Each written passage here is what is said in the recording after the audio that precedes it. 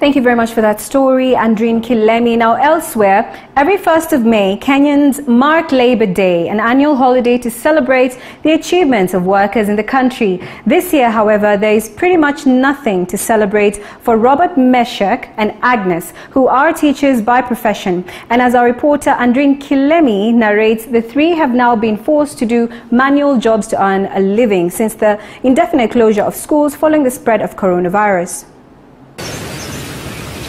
It is dawn in Dandora and Robert Okello is getting ready to leave his house. Robert is a teacher by profession and has taught for the last decade. Today he wakes up not armed with a textbook and a chalk. Rather, he is hopeful that somehow, he will come back home with a meal.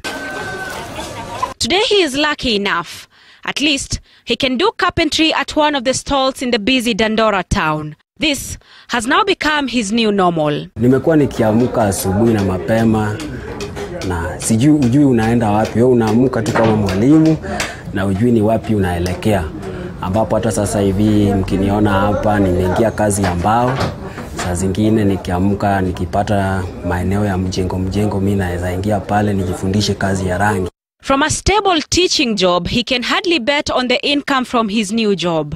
What he gets from here wholly depends on what the main carpenter makes for the day. Kwa siku naweza enda na 300 ama 200 ambaye kwa maisha Nairobi hiyo si pesa ambaye naweza saidia mtu kujimudu kimaisha. Apart from just being a teacher, Robert is also an evangelist, offering from philanthropic believers who would have sustained him. But in what seems like a double loss of income, the ban on church gathering has also ruled out the prospect of depending on the church. Andiko inasema wale watumishi wa Mungu wakule kupitia kwa ile kazi ambao wanafanya.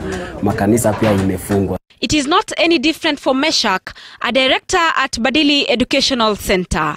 For him too, life has completely changed. Ratiba yangu ni kama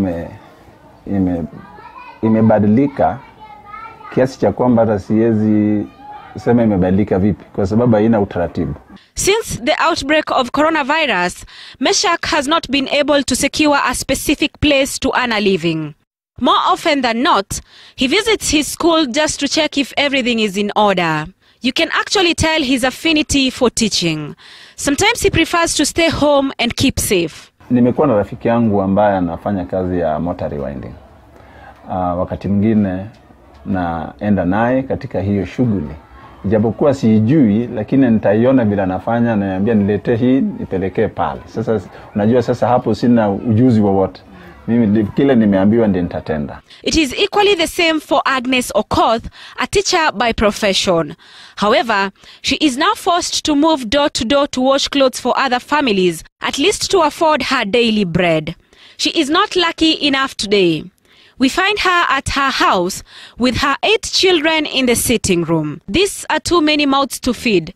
She has little more than hope to feed them. Saizi ya Mungu nipata hapa kama ningepata. Sasa ni kitu unaenda, ukipata ndio unafanya. Ukikosa unarudi. Ndio unajua hata ukifulia mtu hata kupatia pesa nyingine kubwa, pengine itakuwa 200. Na hiyo 200 na watoto huwezi kula in a day. As the country marks Labor Day this year, most teachers have been forced to look for alternative means to make ends meet. Andreen Kilemi, TV47, Nairobi.